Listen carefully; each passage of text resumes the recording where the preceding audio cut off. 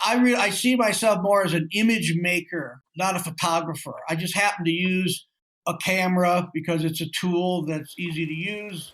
But I obviously often mix it with. This photography podcast is brought to you by Frames, the upcoming printed photography magazine. Here is your today's host, W. Scott Olsen, with another fascinating conversation.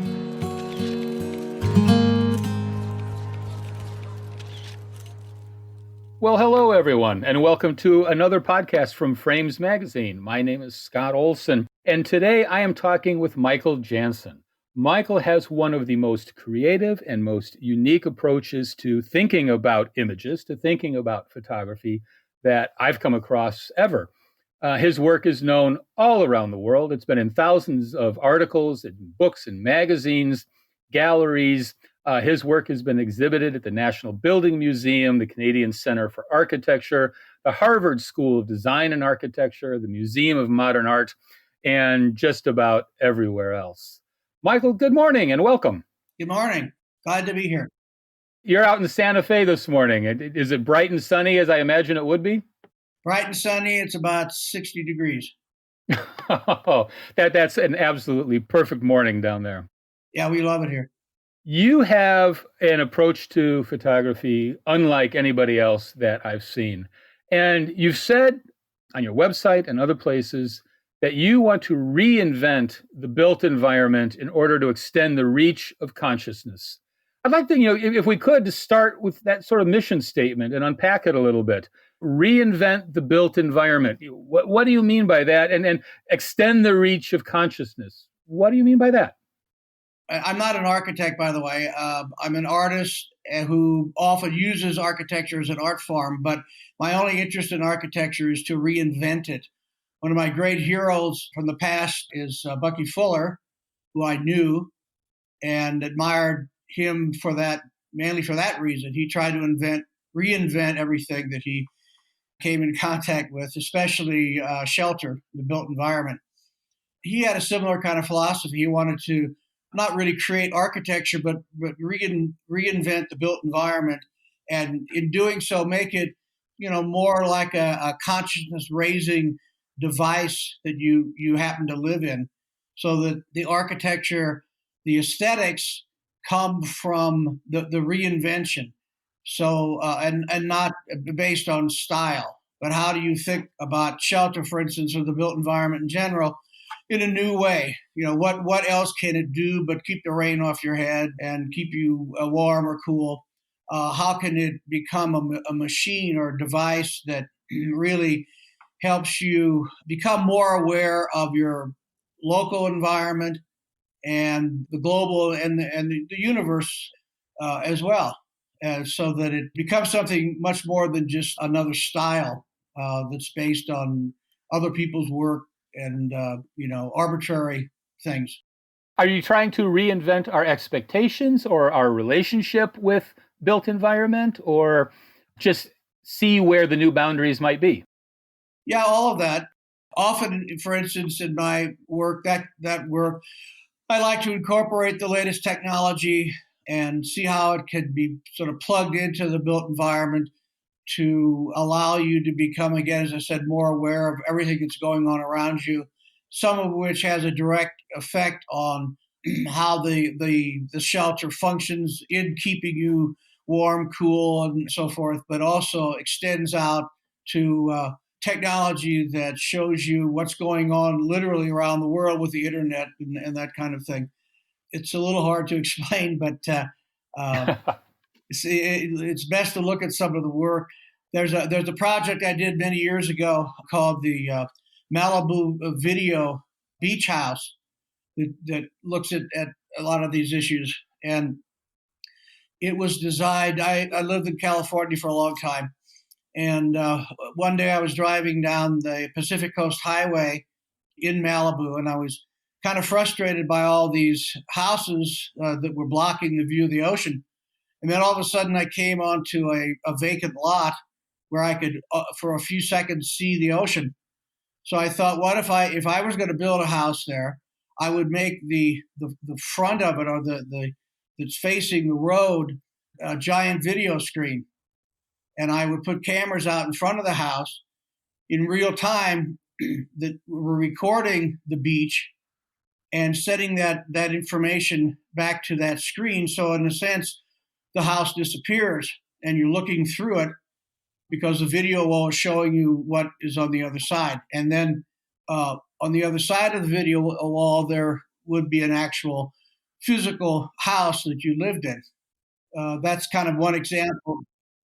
That would be a fantastic idea. That's similar to something that struck me on your website, and that's the New Mexico landscape house. Yes. The first time I saw that, I thought it was a bunch of mirrors, actually. And then, looking a little bit closer, I realized you have a unconventionally shaped house clad in photographs of the landscape that it's sitting in. Tell me the story of that design and that project. Well, that's a good example because that actually came from this video house, thinking of, how could I do a similar thing with photos? I actually did another version with mirrors, the same kind of thing. But I like the idea of creating this, you could call it a house or a sculpture, where all the surfaces, what I did first was to photograph a panoramic view around the structure and then put all those photos onto the sculpture or the house so that it's essentially reflecting the landscape around it. But unlike mirrors, it's set in time. So one of the interesting aspects of that for me was if that structure were to stay there year-round, for instance, the landscape around it would change, but it would stay fixed based on when you took those photographs. But so the idea there was to think about photography and taking, photographs in general to another place where it becomes three-dimensional, and you begin to play with the photos conceptually, with where they were taken. But there's another one similar to that where I started with just a basic cube, and I photographed again all around where the cube is placed, all around the perimeter and up at the sky, and also down at the ground plane, and put all of those photos onto the cube on every surface. But then I subdivided each face of the cube, and the photos were on the inside of the cube and the outside of the skin of the cube, so that you could actually fracture the landscape by folding those panels that had the photos on them. You could change the shape of the landscape by moving the panels of the cube around into different configurations. So you're actually then manipulating the landscape. This is the one called the Folding Landscape Pavilion. Is that right? Yes. It is, again, a piece that struck me really hard when I first looked at it. Your work really does ask the viewers to be in a new relationship with the images. It's a completely creative, I think, way to think about the relationship between the image, the artist, and then the audience. Right. That leads me then to some of the work that, you were very well known for, and that's these images of structures that you've taken a photograph or received a photograph and then put it in your computer and made it fluid, made it fractured, made it whatever, and then put it back in the environment. Where did that idea come from? And tell me what you're after with those. I started taking photographs many, many years ago, and I started by just documenting my structures. I make a lot of models, physical models of these ideas, these different kinds of structures, and sculptures. And so I just started photographing those, just pure documentation, so I'd have them in my portfolio. And then at some point I start thinking, well, these photos look kind of interesting on their own, so I should begin to play with the photos or the composites and see where that goes. The Deconstruction series that you're referring to actually came from the structures, things like the M house, where I create a farm, relatively simple farm, a cube or whatever, and then I fragment it, like we were talking about earlier, and hinge these panels in such a way that you can change the shape of the structure. So that led to thinking about what can you do with just a photo. If you take a photo of an object, for instance, and you isolate that object in the photo, and then if you put it into another landscape, for instance, and fragment it in the same way I was talking about with the architecture, so that you break the form up and then create a new thing from that.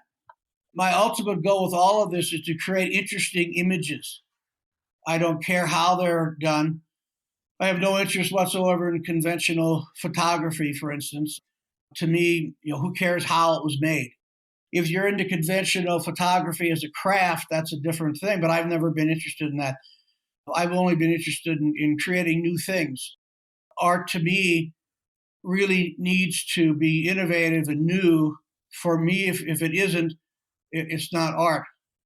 That's a great criteria for me. So I'm always searching new ways of creating images, structures, sculptures, whatever. That's always been the main focus. I had to laugh a little bit because on one of the websites, people were claiming that these structures had actually been built. And somebody had to go in there and say, no, these are pieces of art. These are images. But I think people look at these and actually want them to be real. They want this kind of reinvented relationship. When people look at your images of buildings that have been deconstructed, what is it you're asking of their head and heart when they look at that? What kind of a response do you imagine people have? Well, I'm hoping that like in all my work, I want the viewer to be a participant, to take what I've done and move on with it. Whether it's to create a story around it of, what is this thing? How did it occur? What's it about? That's what I'm after, and I don't care how they interpret it. In most cases, I'm not trying to say any specific thing. I mean, sometimes I am. I mean, it's very fluid, but in most cases, I want people to be inspired to create their own stories, and to that. I think that's what art is all about, or should be about. Again, sometimes I am very specific about something if I'm making a comment about a specific thing, but in most cases, I don't intend to say anything specific. This is what this thing is. I want you to tell me or to tell yourself and have fun with it and play with it. It's really, I think, powerful work, and especially in the suburban settings of the Deconstruction series, because I look at those houses and oftentimes that's how I feel about the houses that either I live in or I'm visiting or whatever. They are a collection of stories and challenges and repairs that need to be made or things that I'm proud of. They don't look that way, but you've managed to create, I think, an emotional reality out of the deconstructed images. I look at them and I think that's right. That's what that house looks like. Yeah, and often I'll put those deconstructed houses or whatever there are, different things. I did a series with churches and the houses and objects and landscapes. And often I'll put those things into a normal, what would be considered a normal scene or landscape as a contrast.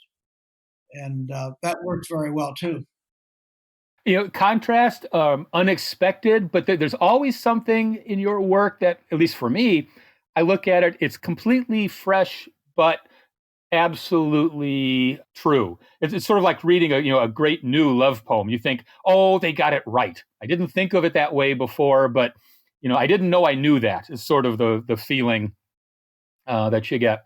Well, yeah, I'm always trying to reinvent, and the keys to this for me has always been, and I'm often asked, well, where do you come up with all these ideas? And I have a very specific method where I'll do a project and then I take a great deal of time looking at it and thinking about how else I could think about that specific thing. And what happens if you literally turn it upside down or think of it in a different scale or different color or different way? And then often a whole other project evolves on its own from that, and then grows into something else. And then I do the same, goes through the same process with that, and it leads to something else. And so the key is to always keep open and not be too fixed on the original idea, thinking that that's the way it's going to be no matter what. I allow the thing to go where it wants to go, to lead me on to something else that I would never have thought of. That sounds very much like the creative process of people that are writing novels. They begin, they have a set of characters, and you say, what's going to happen at the end? And they say, I don't know. I'll figure that out, when I get there. I love this notion of beginning a project and then asking yourself, how else? There's a kind of creative, philosophic foundation for the work. Yeah, I'll literally do that with like three-dimensional work, where if I'm doing a sculpture or a building or whatever, I'll go through exercises like taking that, again, these models that I build and holding up to a mirror and looking at that double reflection and seeing if it suggests a whole other thing I could go to. One of the processes that I like a lot that involves photography is I'll make a model of a project, a sculpture or a building or something, take a picture of it and isolate it, put it in my computer in Photoshop and play with that image, warp it, distort it in one way or another.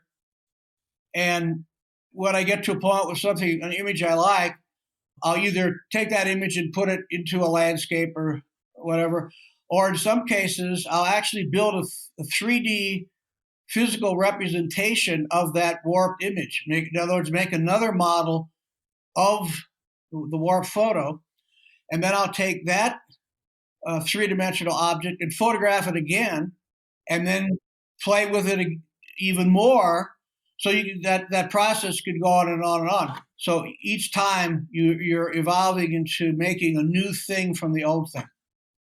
Do you find it difficult to move between 3D and 2D when you're doing that kind of process, or is it all sort of held up in the air in your head? Yeah, it's all mingled together, and I'm constantly going back and forth from one thing suggesting an opportunity in another direction, from 2D to 3D, 3D back to 2D, and so on.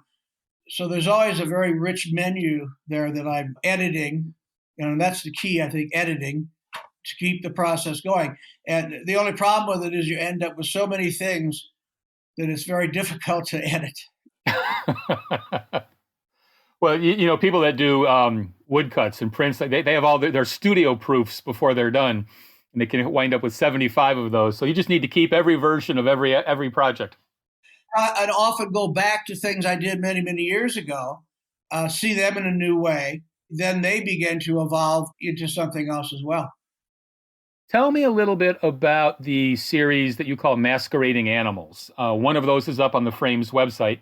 And I remember the one that, when that came up, again, just really pausing and thinking, again, there was that shock of a new relationship between myself as the viewer and the image I was looking at.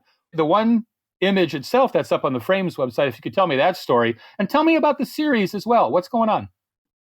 Well, there again, that started with three-dimensional objects.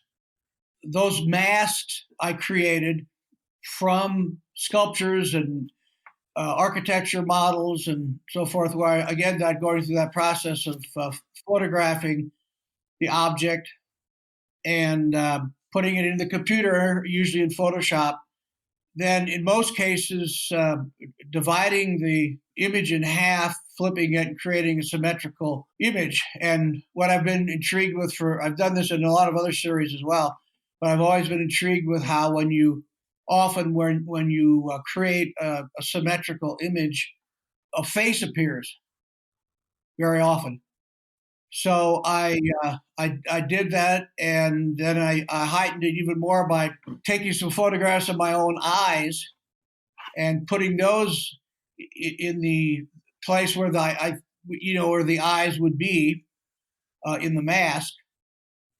And then I thought it would be fun to actually think about those as masks. And I started out originally putting them on images of people. But then I thought it would be even more interesting, intriguing because you don't often see masks on animals, to put the masks on animals. So I, got a bunch of pictures of some, took myself, and others I obtained from others of animals. I went to the zoo one day, for instance, took a bunch of pictures, including the gorilla that you're referring to, and looked around I had created a whole menu of masks. I picked one that I thought was most appropriate for that animal, and then of course stuck it on the animal. And in that case, it started out with an image of the gorilla I took at the zoo, actually in Albuquerque. So the first image had just the mask on the animal in the zoo, but later on, I had this beautiful photograph of the trees, the aspen trees you're referring to, and thought it would be interesting to isolate the gorilla with the mask on and put that animal in that other landscape,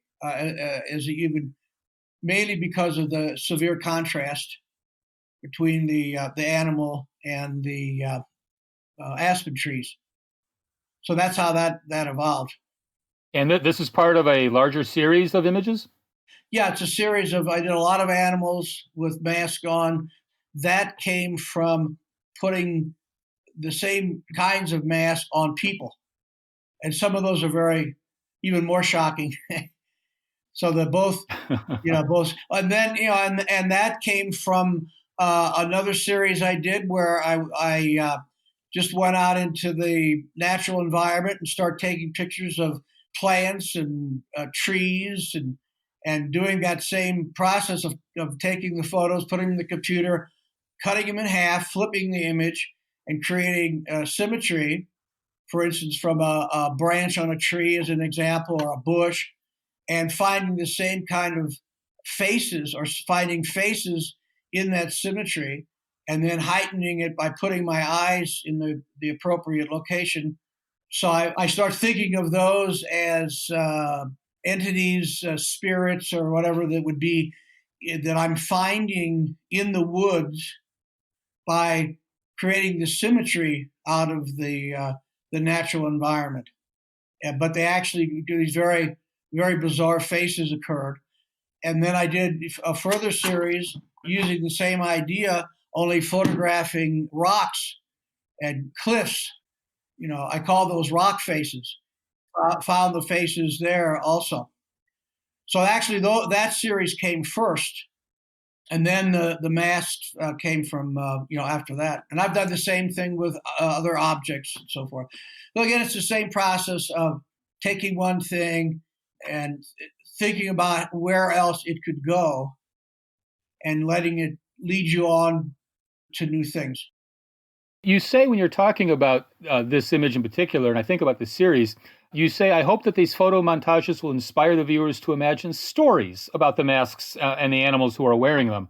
Tell me about wanting your viewers to imagine stories. Are you trying to provoke a completely new narrative, or what are you after with that?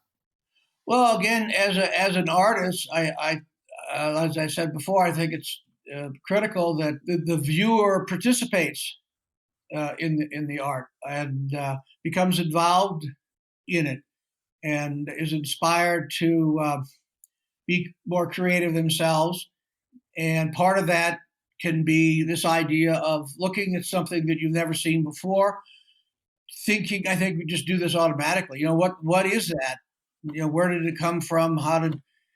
Why does it look that way? And in asking those questions, I think we just naturally start to make up stories, and they can be very short, brief stories, or very long stories that stay with you for years. And I think that's one of the most important things about art, that it gives that to the viewer, gives them something to think about, and it's not all defined, Yeah, I think you're absolutely right there. I think, far too often, speaking about photography or any other art form, people will often stop at the image or the product, whatever it might be, and not really fully imagine what the possibilities are for the viewer. And to put the viewer sort of forefront, to say, my goal here is not to create an excellent photograph, but is to provoke a certain creative response. That seems simple, but it's also a radical rethinking of your role as the artist. You say later on that people. Go on. No, I'm just again saying that for me, that's what I'm after in most cases. I don't want the thing to be completely defined when you look at it, because then it's kind of okay. Now what? A one-liner. Next. But in some cases, as I said, that can be important if you want to make a really specific statement about a specific thing. That's fine. But in general, and I do that from time to time, but not very often. I prefer to leave things open-ended. I think it was on Facebook even today. You posted something that said, "See, I can take real pictures too." Yeah, it was a desert landscape of some sort. Yeah, it was, and a wonderful picture too. Thanks. And that was done years ago. Well, there was just this controversy, about what is a real photo, or what is photography? Should we be stuck in the mud and just think of photography in a conventional way and just get into the craft of cameras and film and all that stuff, which is fine if that's what you want to do. But I see myself more as an image maker, not a photographer. I just happen to use a camera because it's a tool that's easy to use. But I obviously often mix it with a computer, which is just another tool to create an image. So the ultimate goal for me is simply the image and not how it's done. I think too often people get hung up in the craft, the difference between craft and art. There's craft and then there's art, and craft can be art and art can be craft, but you don't have to put the two together. So I don't care how this stuff is made. I just wanted an image to be really powerful and new and exciting. You've certainly succeeded there. I'm curious because the stories are always so different. How did you get to be where you are today? I mean, how did the 16-year-old you become who you are and get interested in design and images? I was born and raised in southern Illinois, about 70 miles east of St. Louis, Missouri. And both of my parents were artists, and they owned of all things in southern Illinois, a summer resort. We had a beautiful 50 acres of land out in the country and rolling hills and a Kaskaskia River on one edge of the property. And my father decided that he wanted to start he was actually a physical therapist first. And then he was working back in the 40s with polio patients as a therapist. He wanted to do water therapy. So he had this property, built a little lake on the property. And people started coming out there wanting to swim, and he started charging them admission. And then he built another 2 lakes and built cottages and made this little resort. And people would come out in the summer and swim and fish and picnic and get charged an admission. That's how we made a living for many years. But for me, I had this big, beautiful piece of property with no building codes or whatever. We didn't have much money, but I gave me an opportunity to start building things. I don't know why I started building structures, but I guess because I had the opportunity. We had some lumber, and I started just putting things together, and sculptures as well. And my interest in that grew. And then I went to Southern Illinois University for my undergraduate work and became familiar with Bucky Fuller. And then I kind of went off in that whole direction of creating efficient shelters and so forth. As I mentioned before, I knew him, and he was a great influence. And then I went on to Washington University in St. Louis and did my master's work in fine arts. So that's where everything kind of evolved for me. And I went out to California to Cal Arts for a while. And my interest in architecture grew and grew. And then at some point I started to go back again to more of the fine art side of things and merge them to where I am today. A great example of that was the M House, which is sort of the pinnacle of that merging of art and architecture. which was a real structure that you could live in. It looked like a big sculpture, but you could actually live in it. It was designed so that you could change the shape of it. All the panels that made it up. It was a prefab structure that you could put together in many different ways. And once you put it together in one particular form, you could change it by moving the panels and shifting the shape of the structure to accommodate different needs and so forth. So, a long process. It's a remarkable structure and certainly one of the best known works that you've got out there. Tell me about what's coming up next. What are you working on these days? And how is the virus affecting your world? Well, I work all the time, so it hasn't affected it too much. And my wife, by the way, is a very well-known artist, again, with photo-based art. Most of it's manipulated as well. Her work has been published all over the world, and she's won a lot of awards. We are renting a place right now in Santa Fe, a studio, basically, work studio, and we work all the time, so nothing really has changed much except we have to wear masks when we go shopping. But we enjoy what we're doing so much. We don't have children, so we both just work constantly. And I'm just always thinking up new projects and trying to get them published and hoping to get some funding to build more of the stuff. The models I make are so realistic. It's basically like building the real thing, only in small scale. Well, it is a remarkable body of work, and certainly a collection that, when I look at it, I find my own life reimagined and enlarged. So, from at least this one person out there looking at your work, thank you. Yeah. It's been a pleasure talking with you today, sir. I hope the rest of the day and the rest of the season goes well for you. Thank you very much. Enjoyed it. If you enjoyed today's podcast, I can imagine you would like to hear more about what we are currently working on. Later this year, we will be launching a quarterly printed photography magazine. It will be a beautifully designed, inspiring publication. I personally truly believe that excellent photography belongs on paper, hence the idea of frames.